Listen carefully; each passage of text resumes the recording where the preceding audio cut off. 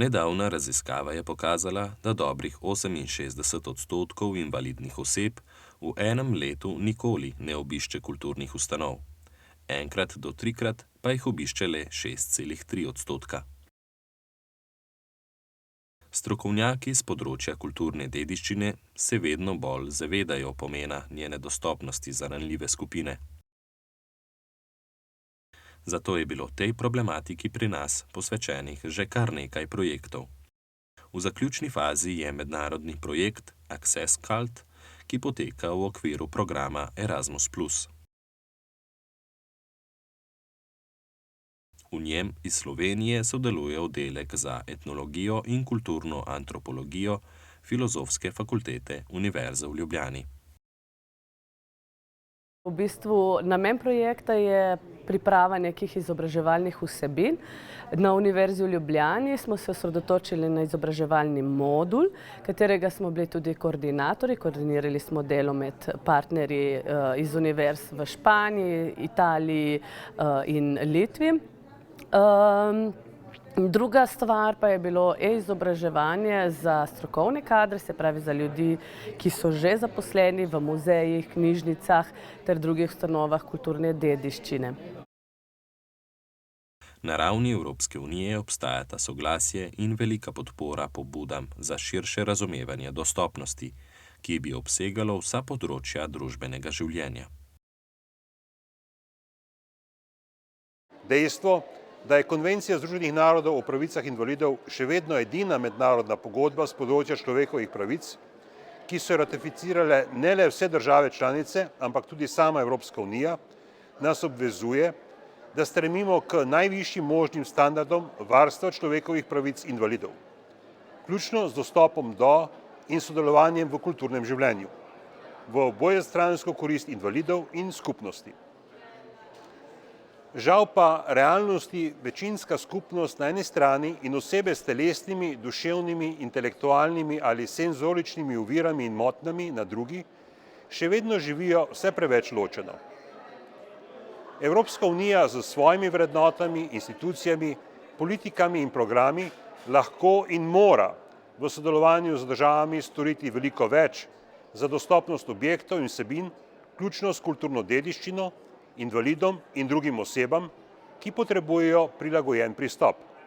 Direktiva o zahtevah glede dostopnosti za proizvode in storitve iz leta 2019, ki jo Slovenija prav v teh dneh prenaša v svoj pravni red z obravnavo predloga zakona o dostopnosti do proizvodov in storitev za invalide v Državnem zboru, je dober začetek poenotenja zavez in obveznosti glede dostopnosti proizvodov in storitev na evropskem trgu.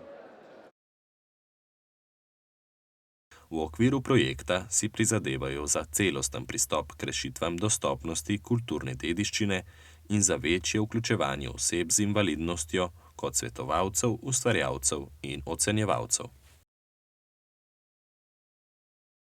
Kadar govorimo o uresničevanju pravic invalidov in kadar se obravnava položaj invalidov v družbi, se običajno najprej pomisli na te osnovne eksistencialne pogoje, na ekonomski položaj, na tiste osnovne potrebe v vsakdanjem življenju in funkcioniranju človeka.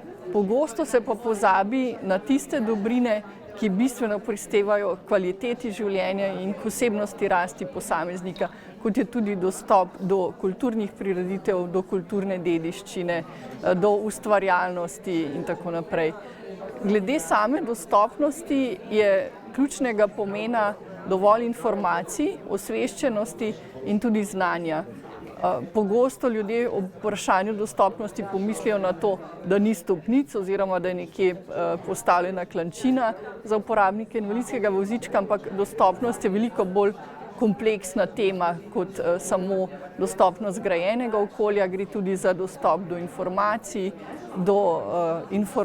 v različnih medijih, različnih audiovizualnih medijskih vsebin, do informacij v prilagojeni obliki, recimo za osebe, ki imajo različne oblike intelektualne oviranosti in še marsikaj.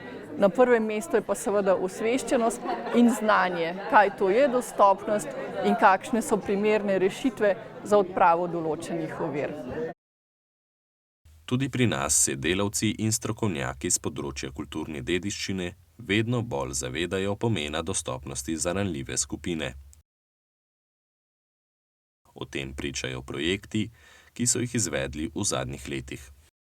Po mojem mnenju in ugotovitvah, ki jih prejemam preko poročil muzejev, kateri so dolžni redno poročati o izvajanju nalog javne službe, se ugotavlja, da se vloga muzejev na področju dostopnosti do informacij in pa inkluzivnosti upoštevanja potreb vseh ciljnih skupin obiskovalcev pač krepi.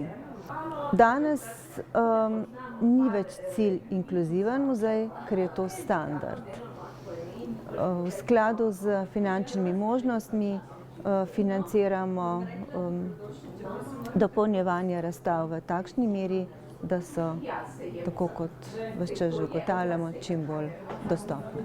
Eden od večjih izzivov je zagotoviti fizično dostopnost do muzejskih zbirk, kajti večina muzejskih zbirk se nahaja v historičnih objektih, pri katerih so omejitve glede fizične dostopnosti, tudi razvoj tehnologij bo omogočil boljšo dostopnost in nenazadnje izbor kakovostnih in učinkovitih predstavitev preko spletnih strani, ki je pa zelo zaživel preko v zadnjem obdobju covida, ko so bili muzeji zaprti in so iskali nove možnosti prezentacije svojih predmetov, zbirk in ozaveščanja javnosti glede varstva kulturne dediščine. Ob tem torej poudarjam sistemsko delo, ker je potrebno na celotnem prostoru muzealstva narediti še korake na enoten način, da bo ne glede na to, od kod je obiskovalec in kam pride, dobil povsod kakovostno in strokovno informacijo.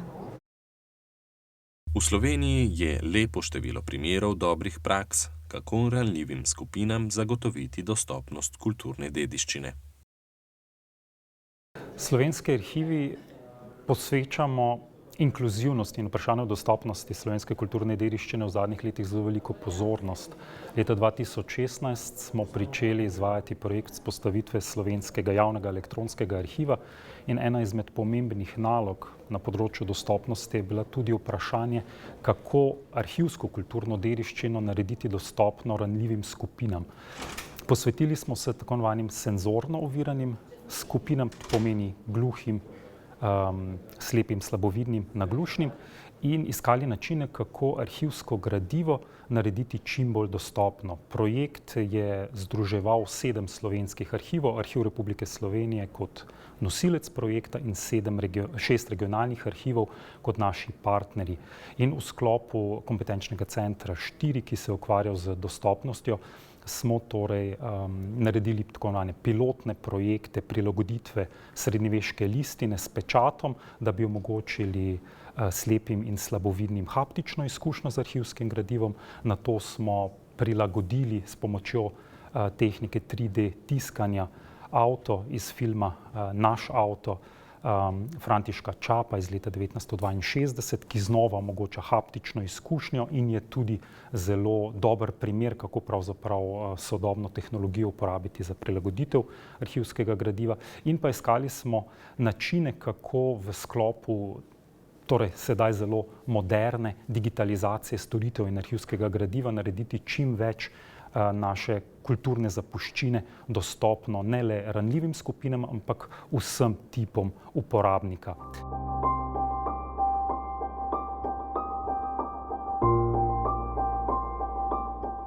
Ogromno je projektov, ki dejansko imajo dobre vsebine. Če bomo vse to povezali, mislim, da je lahko Slovenija vzgled Evropi, kajti res je, mogoče je težko razumeti, ampak pozabljamo, da so med nami tudi otroci, ki so slepi, slabovidni, starejši, slepi, slabovidni, gluhi, naglušni, dislektiki. Pravzaprav, če povežemo eno zgodbo, smo prijazni za vse. Res pa je, da moramo poudariti, da potrebujemo tudi stroko, ki je zelo pomembna, in tudi tisti, ki delajo na tem področju, potrebujejo izobraževanje, predvsem potrebujemo pravilno izobraževanje izobraževalcev, kako pristopiti k ranljivim skupinam.